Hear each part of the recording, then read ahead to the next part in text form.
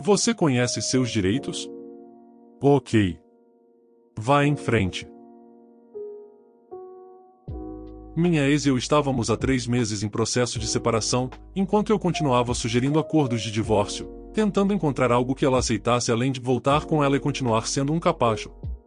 Tenho uma boa cabeça para documentos legais e entendi muito cedo que, por mais que eu preferisse simplesmente acabar com tudo e desaparecer, legalmente era muito provável que eu teria que pagar pensão alimentícia, e ela tinha direito a uma parcela justa de tudo. Mas em um estado sem culpa com preferências neutras quanto ao gênero, isso significava realmente uma parcela justa. Era claro que legalmente eu não conseguiria aprovação para um acordo fortemente tendencioso a favor dela.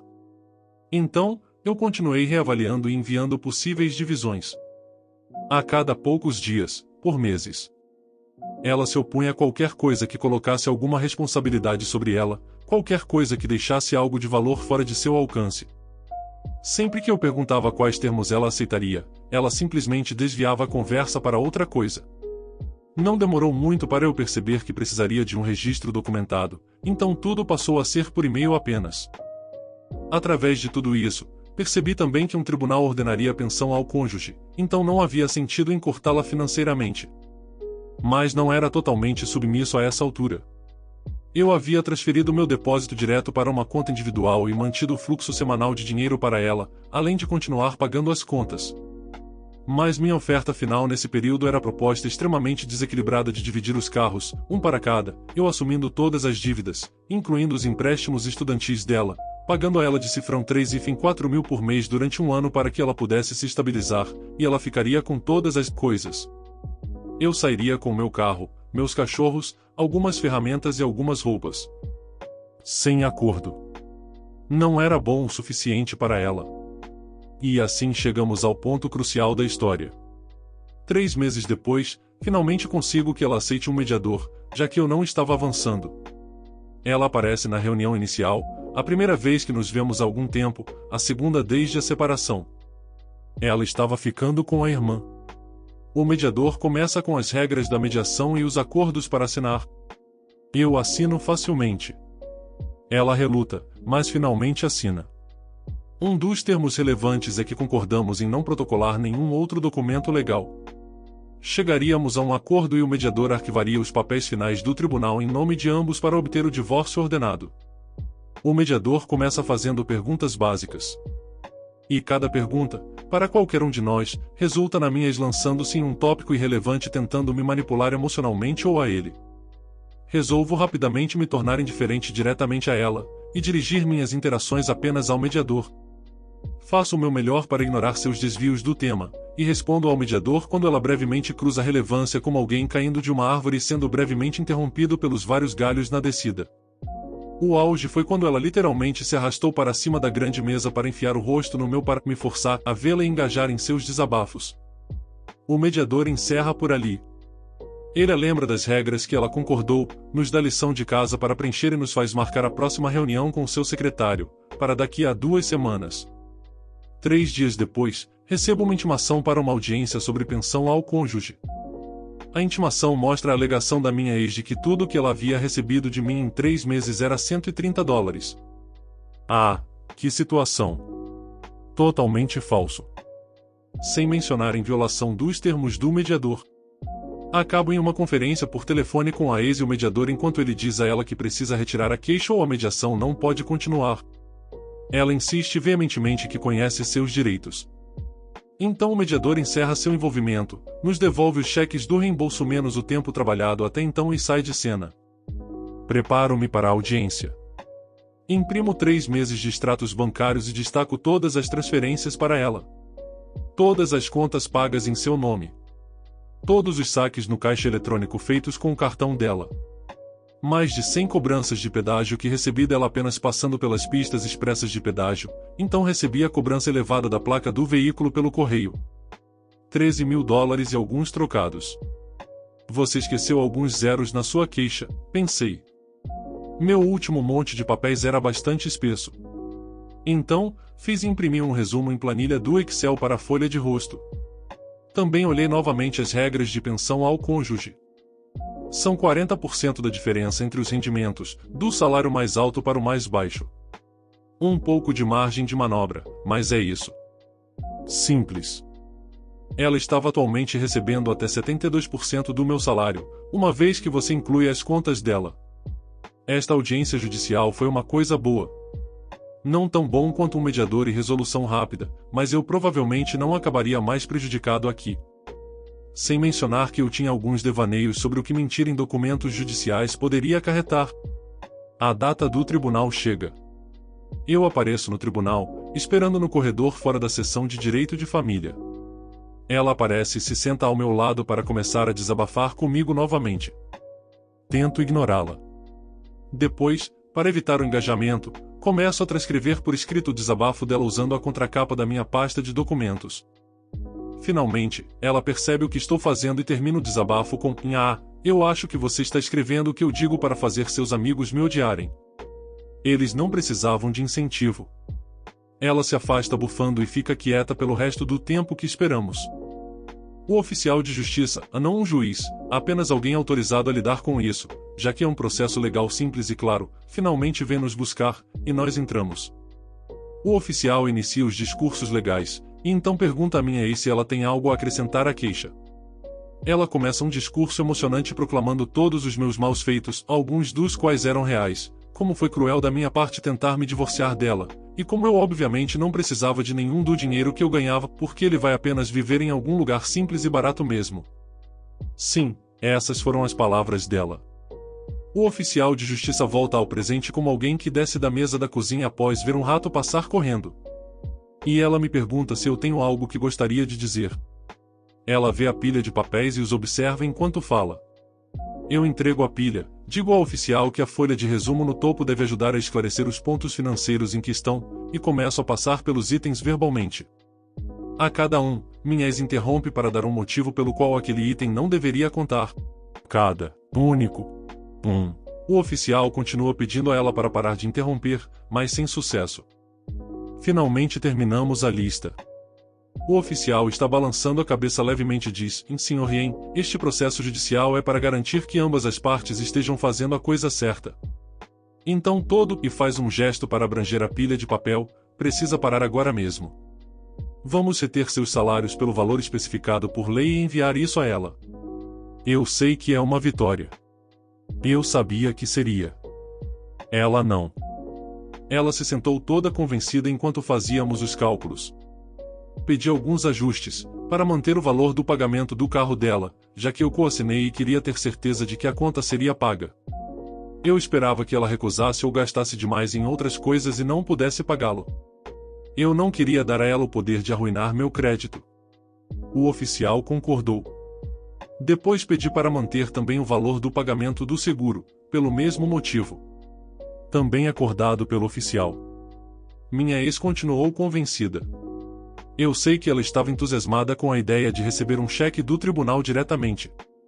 Com certeza me mostraria. Tudo concluído, pegamos os totais, assinamos os papéis, eu entreguei um cheque para o primeiro pagamento, e o oficial se levantou para fazer cópias de tudo.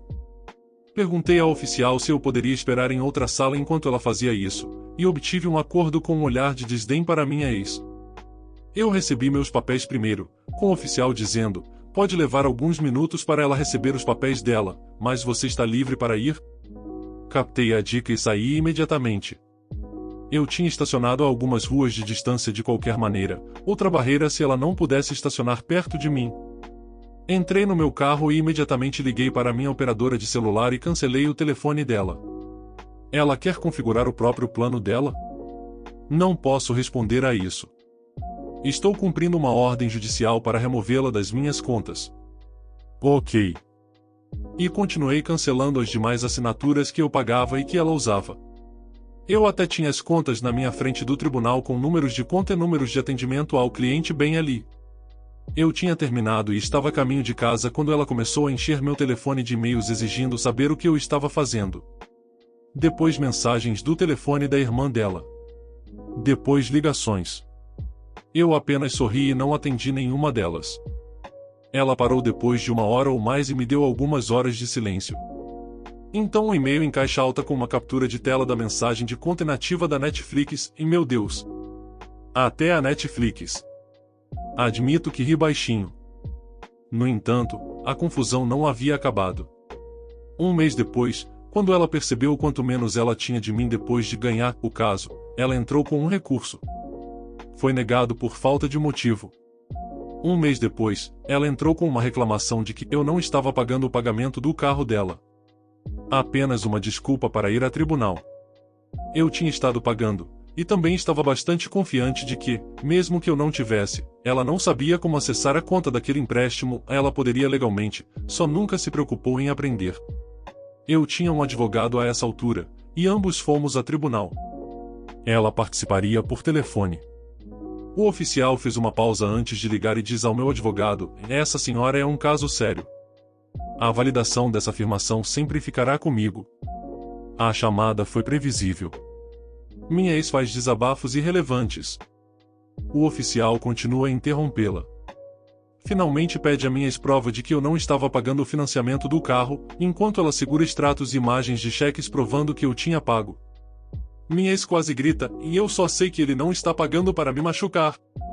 O oficial responde: estou segurando a prova de que ele pagou e está cumprindo sua obrigação legal.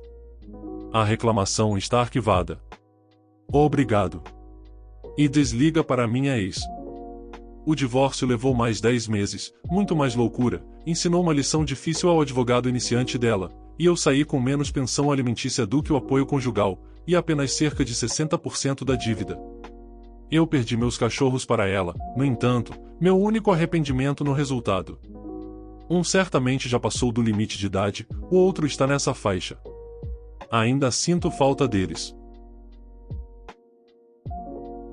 Eu sou errado por não pagar uma conta de $300 por pessoas que eu nem queria lá? Estou realmente em dúvida, então com certeza apreciaria alguns conselhos. Vou começar dizendo que tenho uma tia por parte de pai, ela tem 50 anos e 5 filhos com idades entre 20 e 12 anos. Ela sempre foi conhecida por se aproveitar das situações e das pessoas. Uma vez, eu e meu pai estávamos planejando ir ao cinema drive-in, e meu pai, sem pensar, contou a ela. Ela perguntou se os filhos dela poderiam ser incluídos também. Fiquei chateado porque isso acontecia toda vez que eu e meu pai planejávamos algo divertido, só nós dois. Espero que você tenha entendido a ideia com o que contei até agora. Mas enfim. Na semana passada, eu queria comemorar o fato de minha irmãzinha ter conseguido sua permissão para dirigir e convidei toda a nossa família para Olive Garden, quero dizer, todos nós que moramos na mesma casa. Pedi a todos para reservarem a tarde de sexta-feira porque não queria que ninguém se sentisse excluído. Bom, foi aí que eu errei, porque meu pai contou à minha tia e disse que ela poderia ir junto sem me contar. Chegamos ao Olive Garden por volta das 16h30 e pedi uma mesa para 5, eu, meu pai, minhas 2 irmãs e meu avô, mas meu pai disse que se podiam preparar uma mesa para 12. Perguntei por que e foi aí que ele me contou. Fiquei chateado, especialmente porque minha tia e minha irmãzinha têm uma história, mas não pensei muito nisso porque não esperava o que estava por vir. Nos sentamos, e cerca de 30 minutos depois, ela chega com todos os seus filhos. Eventualmente fizemos os pedidos e ela continuou escolhendo pratos caros e muitas bebidas. Fiquei meio pasmo, considerando que ela vive de auxílio alimentação ou que não critico quem recebe, mas ela continuava pedindo como se fosse o tio Patinhas em uma terça-feira qualquer. A conta finalmente chegou e pedi para dividir. Ela disse com uma voz tão irritante: como assim dividir a conta? Eu pensei que você estava pagando para nós? Foi então que percebi, ela só veio pela comida grátis. Olhei imediatamente para o meu pai, que começou a me culpar dizendo: por que você se ofereceu para pagar? E depois não cumpriu? Talvez porque eu não esperava pagar por mais 6 pessoas? Acabei perguntando à garçonete quanto seria, porque não queria estragar o clima e a conquista da minha irmãzinha. A conta deu um total de aproximadamente $557,87. Excluindo que eu e minha família, a meu pai, minhas 2 irmãs e meu avô, comemos, seria cerca de $243,68. Eu me recusei terminantemente a pagar pela refeição dela e dos filhos dela, senti que, porque 2 deles ainda são crianças, mas eu nunca a convidei pessoalmente, muito menos concordei em pagar a conta dela. Agora meu pai está me chamando de insensível porque teve que pagar com o cartão de crédito dele. Eu não acredito que fiz nada de errado, mas por isso estou aqui. Eu sou o errado? Edição 1, e sei que definitivamente soarei como qualquer outro usuário dizendo não esperava que isso se tornasse tão popular, mas realmente é o que sinto. Também peço desculpas por todos os erros de gramática e ortografia, se houver algum, o inglês não é minha primeira língua. Gostaria de agradecer a todos vocês que me deram conselhos realmente úteis e até me deram algumas palavras de incentivo. Há vários comentários, mas farei questão de ler cada um deles. Parece haver alguma confusão, então vou esclarecer aqui, embora, se precisarem de contexto sobre algo mais, me avisem nos comentários. Tenho 18 anos. Atualmente não estou na faculdade porque estou tentando economizar e apenas tirando um ano sabático. Meu pai e minha tia sempre foram próximos, eles eram companheiros de vícios, e ambos tornaram a vida da minha mãe um pesadelo vivo.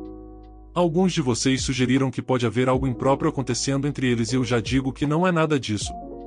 Eu posso ter dito algumas coisas muito específicas sobre minha tia, como o fato de ela ter uma voz irritante, mas a maior parte do meu desgosto por ela vem de como minha mãe me contava histórias de como minha tia e meu pai literalmente atormentavam minha mãe e como uma vez eles a deixaram sem lar comigo e minhas duas irmãs com menos de 3 anos, minha irmãzinha com apenas alguns meses de idade.